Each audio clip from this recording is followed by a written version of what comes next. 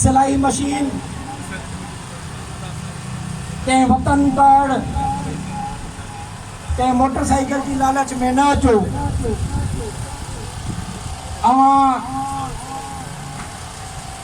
GSN जे बानी आज़ादी जे फिक्र ॾींदड़ साईं DM साहिब जा पैरोकार आहियो।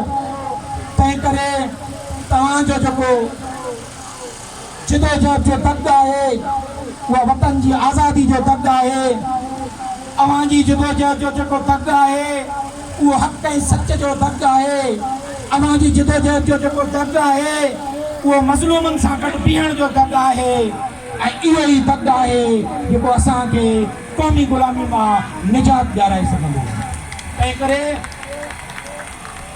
करे पंहिंजो सिफ़ूं मज़बूत रखो, पंहिंजो किरदार साफ़ रखो, सैयद जो पैगाम अमानत समझी झरझंड पहुचायो, दोस्त ठाहियो ऐं जिदोजहद खे वधीक मज़बूत ऐं सगारो कयो। इन खां सवाइ ॿी का वाह ई न आहे। लुटिजी वेंदासीं, घुरिजी वेंदासीं जीअं अगरि असीं कंहिं बि पीपले, कंहिं बि लीगले या कंहिं मीर पीर ऐं वॾेरे जे कढ लॻंदासीं, किथां जा बि न रहंदासीं। तंहिं करे क़ौमी कारकुनो पंहिंजूं सिफ़ूं मज़बूत रखो, तारीख़ बणिजो। इहा ई तारीख़ आहे त जॾहिं हीअ शख़्सियतूं असां सां गॾु न आहिनि बि असीं उन्हनि खे अॼु यादि कयूं था, उन्हनि जी ॻाल्हि कयूं था।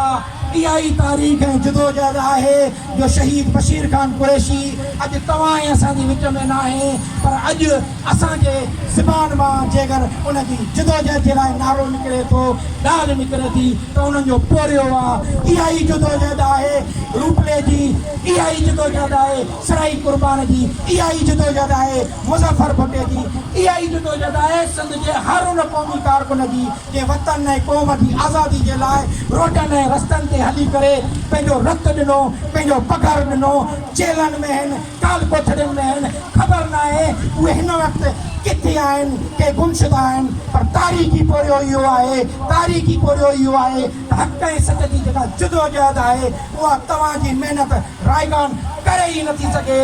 हा रियासत, हा दुश्मन केतिरी बि कोशिशि करे पर उन जिदोजहद खे मिटाए मस्मार करे ई नथो।